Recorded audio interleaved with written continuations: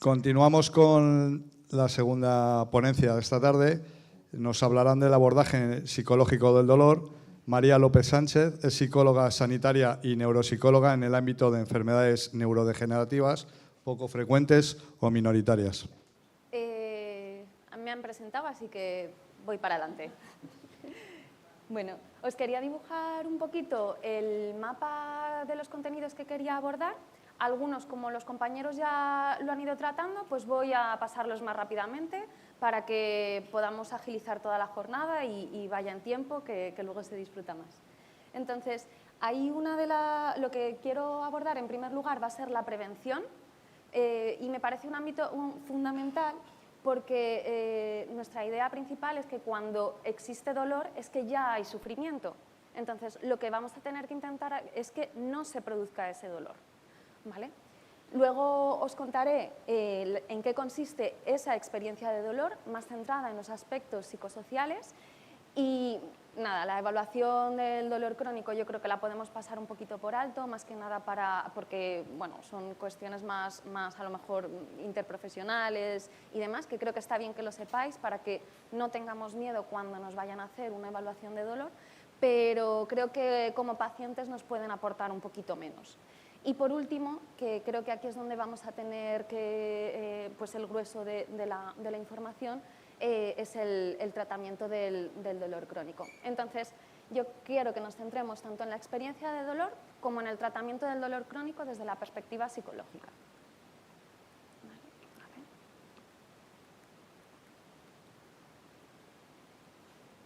Gracias. Pues dentro de la prevención nos vamos a encontrar con una clasificación de tres pilares, ¿vale? Dentro de la prevención primaria estaríamos destinados a que no aparezca el dolor, ¿vale? Entonces, todo aquello que podamos hacer que retrase el dolor se englobaría dentro de esta prevención primaria. Pues, por ejemplo, determinados tipos de terapias que vayan a prevenir malformaciones que generen dolor, ¿vale? Entonces, eso lo englobaríamos dentro de la prevención primaria. La prevención secundaria se destinaría para que se evite esa cronificación del dolor. Y por último, la terciaria sería pues, esos tratamientos destinados al dolor crónico. Como hemos estado viendo y repitiendo en el resto de las ponencias, vemos que el dolor es una experiencia multifactorial.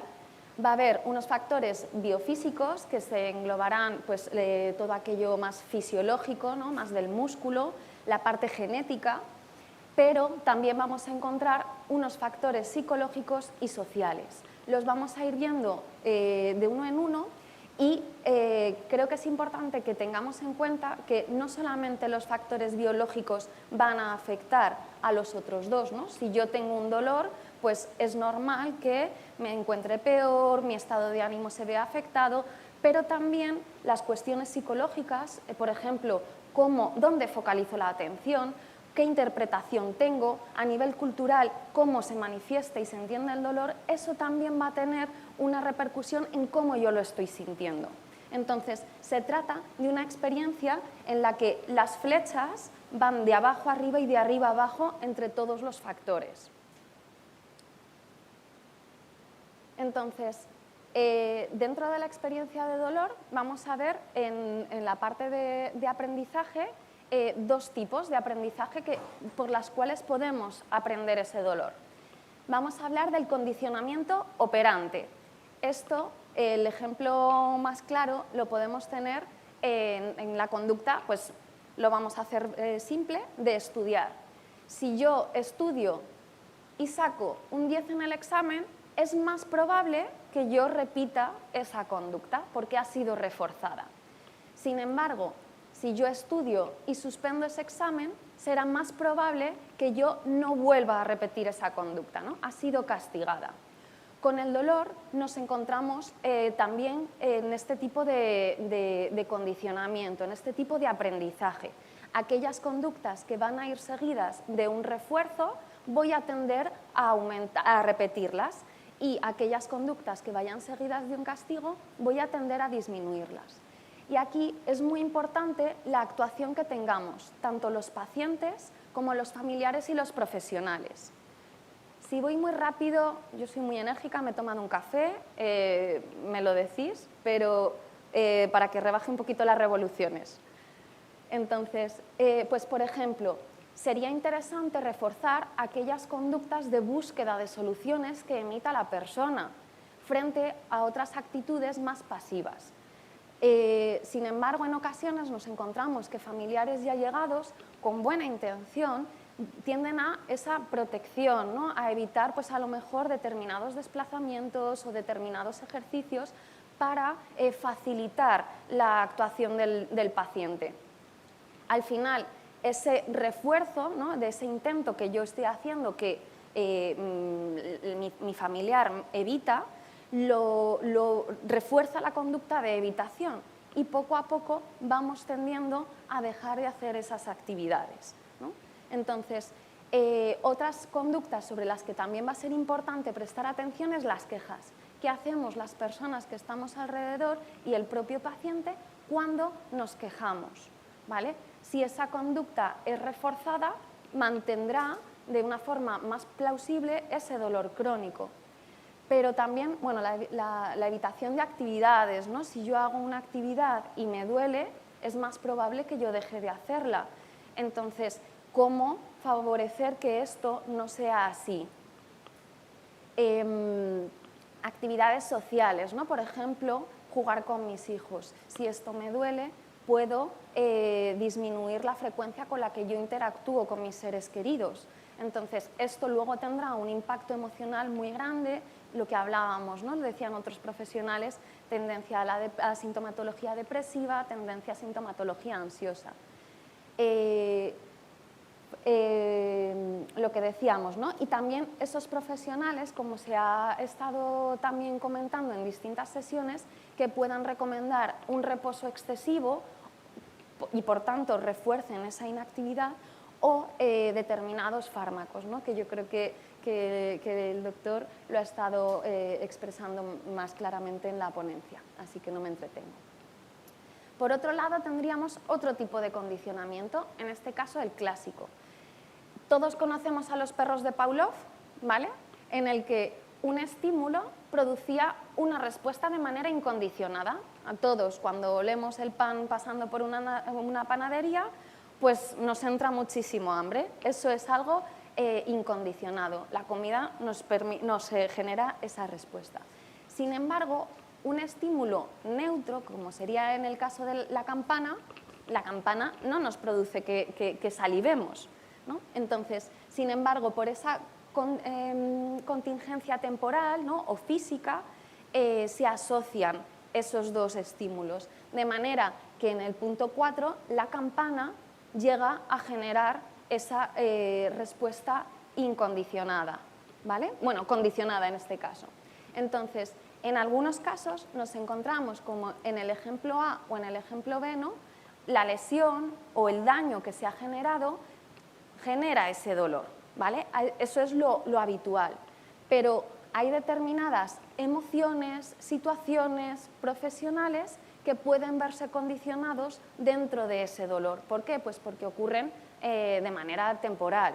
Si yo estoy en una situación en la que, por la situación en la que me encuentro, he tenido una caída, estoy teniendo pues, algún tipo de molestia, eso me genera dolor, el miedo que yo genero en ese momento a que me duela, lo puedo condicionar y generar finalmente, cada vez que yo tenga miedo, ese dolor, o sea, una vez que ya haya desaparecido la lesión, el malestar, etc. ¿Vale? Lo mismo sucedería con las actividades o lugares, ¿no? En un momento concreto yo tengo una determinada molestia, lesión, etc. y hacer ejercicio, la rehabilitación me genera ese daño, pero cuando desaparece, como lo he asociado, sigue generándolo. ¿Vale? Entonces, esto lo he hecho para aquí. ¿Vale? Eso sería en cuanto a las experiencias de aprendizaje.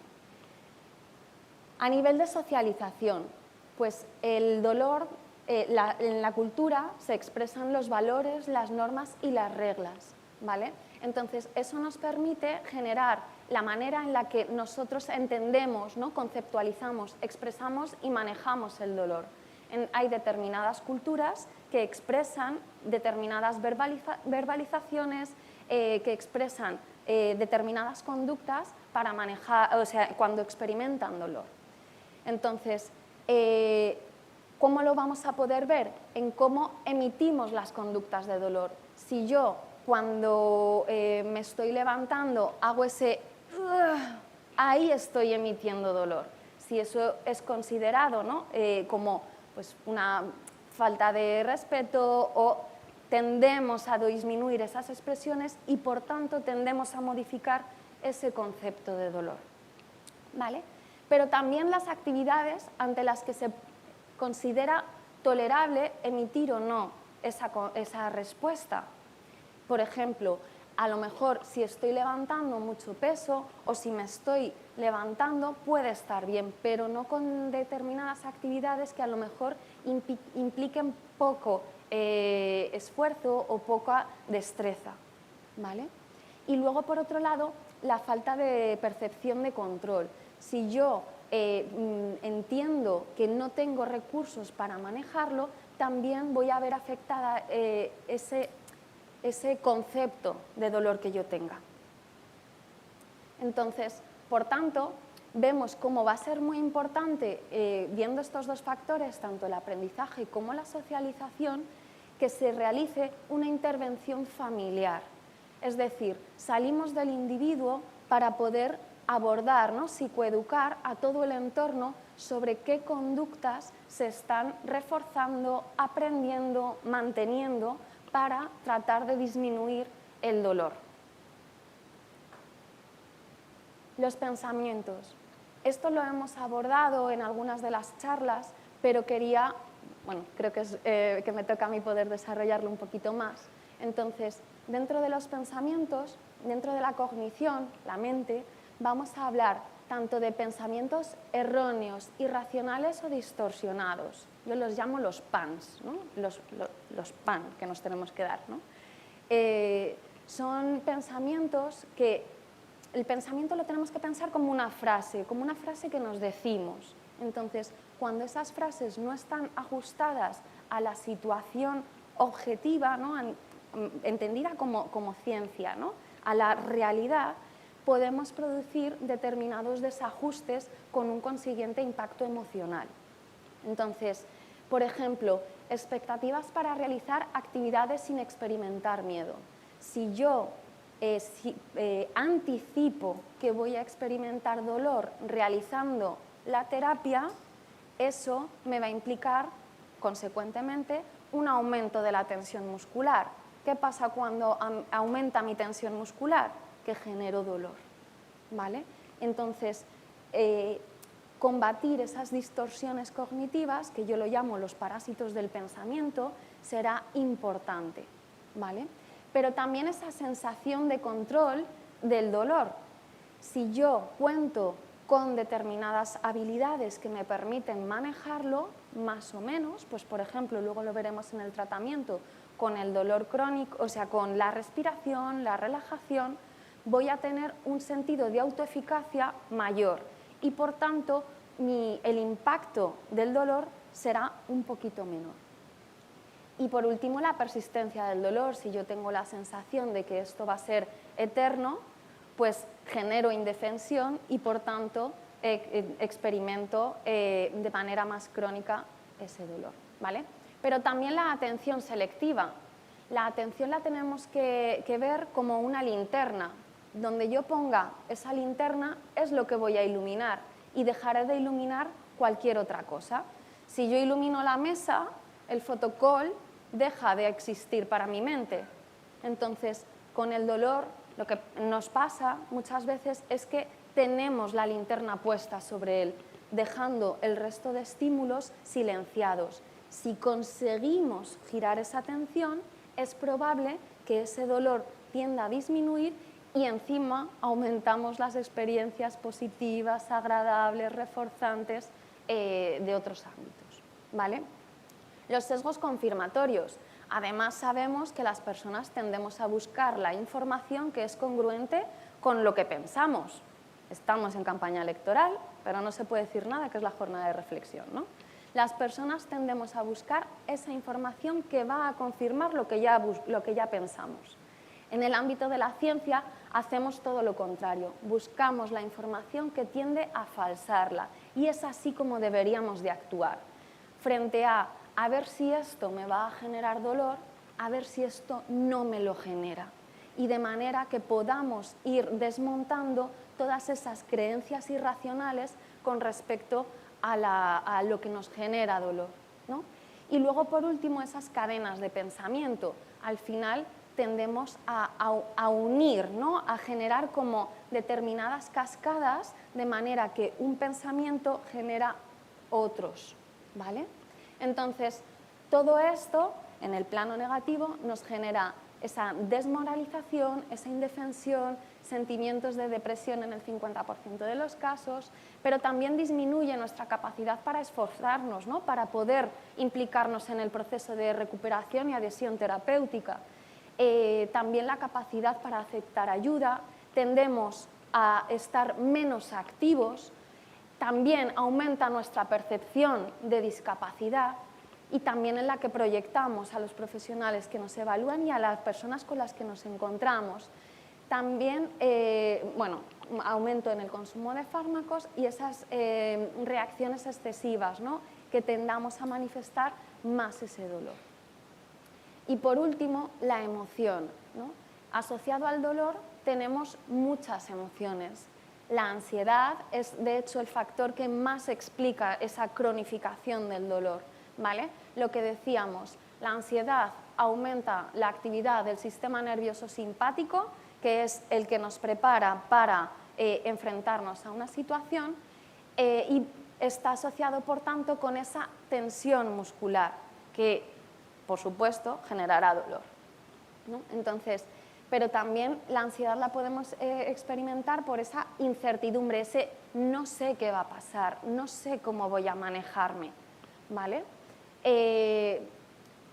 Saltamos, ¿no? A la parte de depresión, ¿no? Lo que decíamos, si yo no tengo esperanzas en que mi situación cambie y mejore, genero indefensión y pues ¿para qué voy a ir a las terapias, ¿no? ¿Para qué voy a hacer ese trabajo? También sentimientos de rabia, ira y frustración, que generalmente tendemos a expresar con las personas que tenemos más cerca, ¿no? Que son precisamente nuestro punto de apoyo, ¿no? Nuestra red de seguridad. Y los esquemas de dolor serían, lo he querido poner aquí porque asociado a esa experiencia, ¿no? Asociado al dolor, tendemos a asociar otras muchas cuestiones. Por ejemplo, lugares, ¿no? Imaginaros como si fuera un sol. Tengo el dolor, pero tengo un lugar en el que a mí se me genera dolor, pero también tengo personas que me generan dolor, pero tengo emociones que me genera el dolor. De manera que incluso cuando tenga esa emoción, por ejemplo, tristeza, puedo llegar a experimentar dolor, pero dolor físico. Entonces, como os decía, la evaluación, por tanto, debe de ser interdisciplinar y multicontextual, del individuo, del entorno y por todos los profesionales que están comentando y que luego seguiremos comentando en la mesa redonda. ¿Cuándo estaría indicada la evaluación psicológica? Pues, como estamos viendo, el resumen, ¿no? la parte rápida sería: siempre va a estar indicado que se realice una evaluación de la parte psicológica para conocer cuáles son esos factores mantenedores del dolor, ¿vale? Más en concreto, ¿no? Sería muy importante pues, cuando no existe esa causa orgánica, ¿no? Ese dolor más psicógeno, pero también cuando pues, haya una baja sensación de percepción de manejo, ¿no? De autoeficacia, esa dependencia a fármacos o cuando hay una interferencia en las actividades de la vida diaria o en las actividades laborales y contextuales, ¿vale? Entonces, lo que buscamos es identificar esos factores psicológicos y sociales que están manteniendo el dolor, pero también cuáles son esas posibilidades para modificarlo y cambiarlo. Aquí va a ser muy importante la labor que tengáis otros profesionales para preparar al paciente para esa evaluación psicológica, porque normalmente podemos encontrar un poquito más de reticencia, ¿no? ¿Por qué me derivan a psicología si a mí me duele, ¿no? Pues por lo que hemos dicho, porque el dolor es una experiencia múltiple, física, fisiológica, psicológica y social.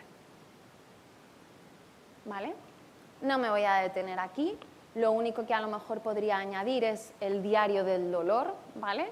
Que sería llevar como un registro en qué situaciones se generan, qué estoy haciendo, ¿vale? Entonces, nos permite trazar unos análisis funcionales de cuándo se desarrolla y qué estaba interviniendo, ¿vale?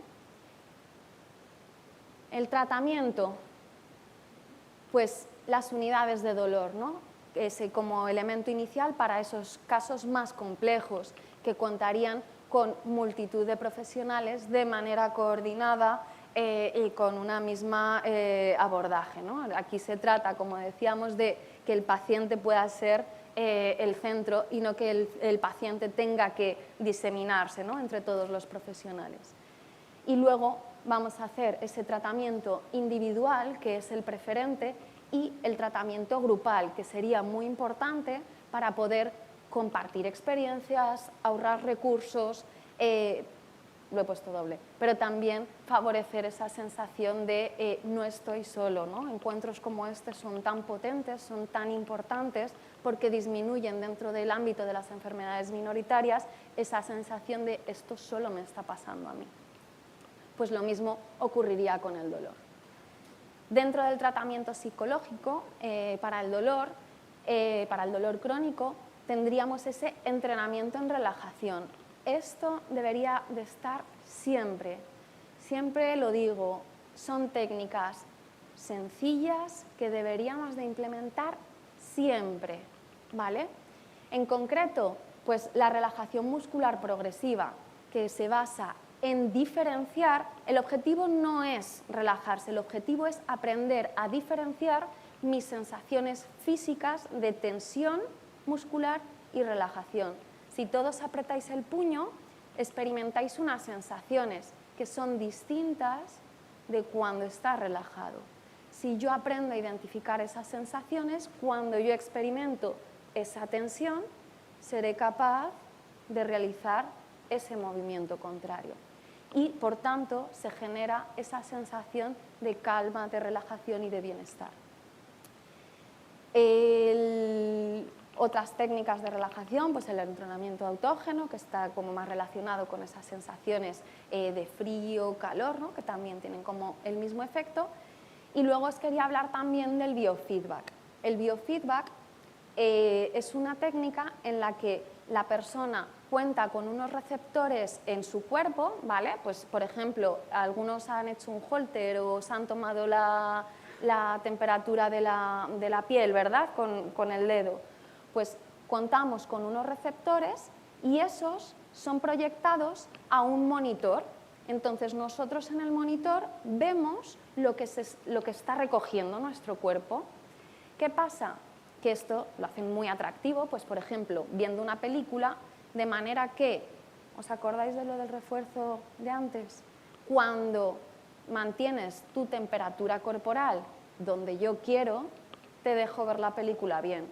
¿Qué pasa? Que si bajas tu temperatura, estás experimentando más frío, no te dejo ver la película de una forma fluida, ¿no? Sino que te la dificulto. Entonces, el cerebro experimenta que eso no le gusta y busca esa franja de temperatura que estamos buscando. Esto es muy chulo y nos da una información súper potente. Luego la hipnosis, que nos ayudaría a poder pues, o anestesiar o disminuir esas sensaciones, ¿vale? O sustituirlas por otras parecidas, pero que generen menos malestar o menos discapacidad en la persona, o ese desplazamiento, ¿no? A un lugar que sea menos molesto, ¿vale? En este caso, la hipnosis cuenta con algunas limitaciones. Tendríamos también dentro de los tratamientos desde psicología el manejo de las contingencias, ¿no? Con ese condicionamiento operante que aquí no va a ir destinado a reducir el dolor, sino a conseguir una mayor funcionalidad de la persona, ¿vale? Entonces, por eso digo, ¿no? Tendremos que ajustar las expectativas de lo que estamos queriendo conseguir con la terapia, como ya se ha comentado antes. Entonces, para disminuir esas conductas de dolor, ¿no? Las que estamos emitiendo, pero también para aumentar esas conductas saludables. Han hablado de la importancia del sueño dentro de todo el espectro del dolor. Entonces, conseguir esas pautas de higiene de sueño nos facilitarán disminuir esa sensación de dolor. O los programas de reactivación, ¿no? Que quieren decir de realizar esas acciones, ¿no? Que hemos podido dejar de hacer. Y por último estarían las técnicas cognitivas, que se encontraría la psicoeducación, es decir, que entendamos cómo es el dolor, en qué consiste, en cuál es mi capacidad de manejo y de control, dónde puedo enfocar los esfuerzos. Esto, por ejemplo, me encuentro muchas veces en la consulta que no nos atrevemos a preguntar a los médicos o que es una información diferente a la que esperábamos y no les preguntamos, no resolvemos dudas, ¿no? Entonces, desde psicología hay veces que conseguimos hacer como esta función de educación, ¿no? Pero siempre pues, remitiéndoos a los médicos, por supuesto. También estaría esa reestructuración cognitiva, que sería dentro de esos PANS, dentro de esos pensamientos irracionales, aprender a manejarlos y a posicionarlos dentro de algo más cercano a la realidad, ¿no? Y esas estrategias cognitivas, pues lo que decíamos, esa distracción, ese manejo atencional, esa transformación, ¿no? Del dolor a otras sensaciones más suaves. Entonces, muy eficaz sería ese doble abordaje con esas técnicas cognitivo-conductuales en las que conseguimos manejar toda la información. Y así, rápido, he acabado.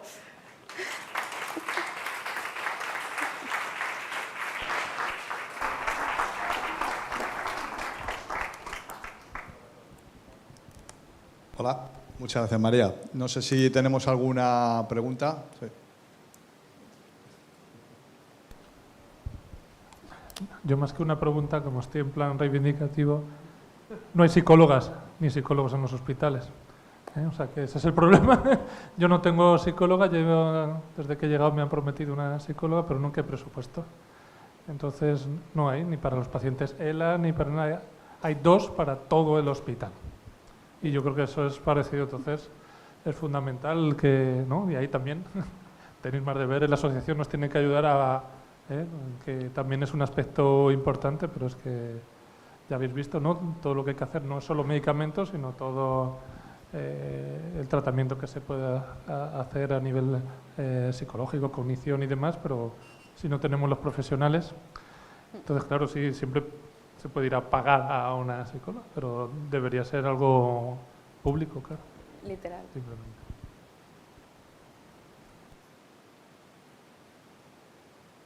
¿Nadie? Bueno, pues ante todo muchas gracias por la información y hacerte la consulta de si sabes, al igual que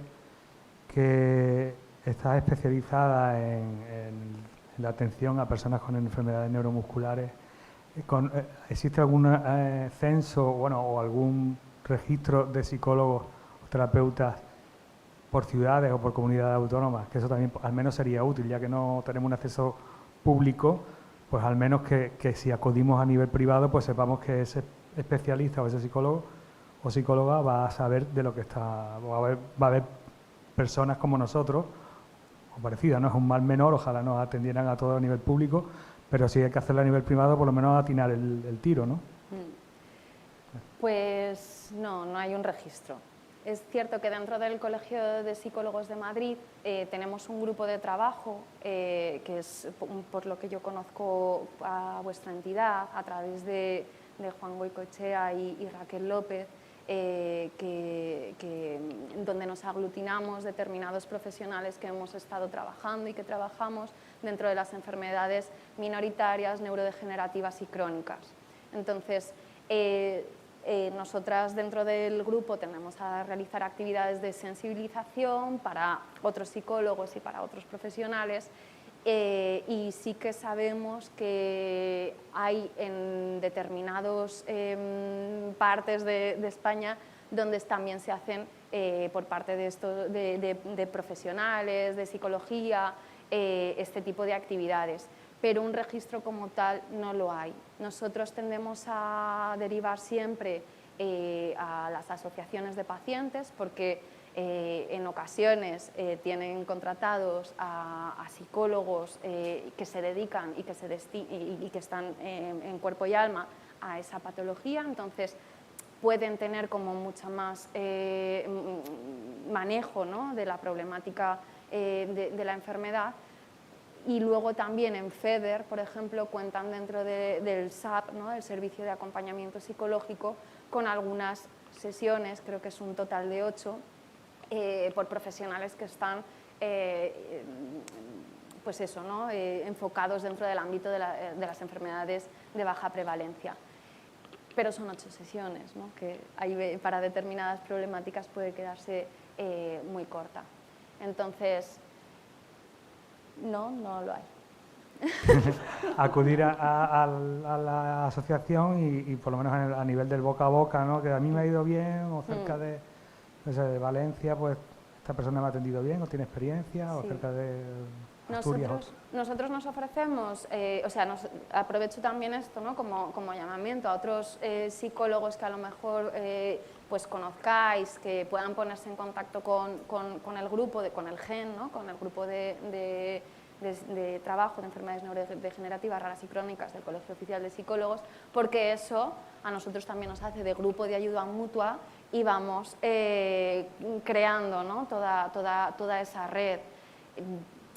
Algo transversal que sí que hemos visto, por si os da pistas o si os ayuda, es que luego dentro de las enfermedades de baja prevalencia o dentro de las enfermedades neurodegenerativas, todas tienen como un proceso psicológico muy parecido, ¿no?, con la aceptación, la aceptación de la enfermedad, no, primero el peregrinaje diagnóstico, cuando por fin tenemos el diagnóstico, la aceptación de la enfermedad, el duelo por las pérdidas que puedo ir teniendo, etcétera. Entonces, aunque la enfermedad sea diferente, el proceso psicológico y emocional puede ser parecido. Entonces, por si eso os abre un poquito más, ¿no?, el espectro. Muchas gracias. A ti.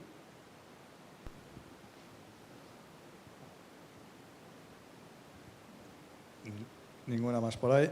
Una cosita que yo sí que quería comentar, o por lo que te he estado escuchando y lo que venimos escuchando entre ayer por la tarde y hoy, es el tema, una vez más, de la socialización, de lo que habláis, ¿no? El tema de la cognición, los pensamientos. Hablas de que tiene que haber o hay diferentes habilidades para el control del dolor, ¿no? El dolor, entiendo que es algo físico, pero que sí que hay maneras de controlarlo o de intentar llevarlo mejor, intentar no tener esa ansiedad o ese tipo de sentimientos y trabajarlos con meditación, con yoga. No sé con qué tipo está muy de moda, ¿no?, ahora sí, la meditación y el yoga, pero sí que es verdad que hay muchas veces que a lo mejor hablamos de, hostia, es que me duele, ¿no? ¿Cómo se puede evitar ese dolor? Hablamos muchas veces te quejas de vicio o tal, pero por lo que sí que estabas diciendo, hay maneras de trabajar ese dolor. Claro, una cosa es que podamos trabajar el dolor y otra cosa es que podamos evitarlo. Hay veces que lo que tenemos que hacer es vivir a pesar de el dolor. Entonces, no se trata de que yo vaya a eliminar el dolor, pues porque puede haber un daño neurológico que vaya detrás de eso. ¿Qué hago? ¿Me quito la cabeza? No puedo. Entonces, no se trata tanto de eso, sino de que pues lo que decíamos, ¿no? Que yo no deje de participar en las actividades de la vida diaria, como salir a dar un paseo, aunque me cueste, obtengo otros beneficios, como son esa socialización, como es ese mantenimiento de vida activo, como es ese que me ve el sol, ¿no? Por consiguiente toda la influencia que tiene. Entonces, hay veces que tenemos que vivir a pesar del dolor, y esto es muy fácil decirlo desde aquí, ¿eh? Entonces, luego dentro de esas otras técnicas que decíamos, a mí me va a dar igual que yo utilice el yoga, la meditación o lo que a cada uno le vaya a venir bien. A mí lo que me interesa es el procesamiento, el proceso psicológico que hay detrás. Me lo llevo a la parte más básica, ¿no? Que es, por ejemplo, la atención o la memoria. Lo que decíamos, a mí me gusta mucho la metáfora de la linterna. Es que si yo alumbro la columna, esto no lo veo. Lo comentaba, no me acuerdo del nombre de la compañera. Me voy a una quedada con las amigas y parece que se me ha olvidado el dolor. Eso es ese manejo de la atención, ¿no? Lo que pasa es que no de una forma consciente. Entonces, si yo puedo estar durmiendo, me despierto por el dolor y trato de manejar esa atención hacia otras partes, consigo disminuir esa eficacia y, por tanto, luego llegar a dormir. Entonces, me da igual que sea por yoga, por hacer bici estática o por tomarme un café con las amigas. El objetivo es el proceso que hay detrás, que es la atención. Además, la atención es el primer proceso antes de la memoria. Lo que no pase por la atención no pasa a la memoria. Entonces, vamos haciendo como toda esa cadena. La memoria va a ser la base para que yo luego pueda planificar mis conductas. Entonces, hay que hacer como ese análisis de cuál es el proceso neuropsicológico que hay detrás para poder ajustar. Y luego, no lo que diga el psicólogo, no lo que diga el profesional, sino la manera en la que el paciente consigue hacer eso. Yo os recomiendo, si los que tengáis Netflix, el capítulo 4 de la guía para la meditación de Headspace, en el que de una manera simbólica, muy bonita, explica este proceso de atención, ¿no? de cómo lo manejo. Ya, María, pero yo intento concentrarme en otra cosa, pero es que de repente tengo un pico de dolor. Y a ver quién no, ¿cómo no voy a seguir ese pensamiento de dolor? Ya, es que aquí lo que tenemos que entrenar es a volver a centrarme en la actividad que esté haciendo. Me voy porque me duele y vuelvo a la actividad. Y cada vez me resulta más fácil volver a la actividad y, por tanto, esa experiencia de dolor se va viendo disminuida. Entonces, bueno, es muy difícil, ¿eh? Esto requiere mucho trabajo, muy focalizado, una motivación muy alta de la persona, pero se consigue, ¿eh? Se consigue.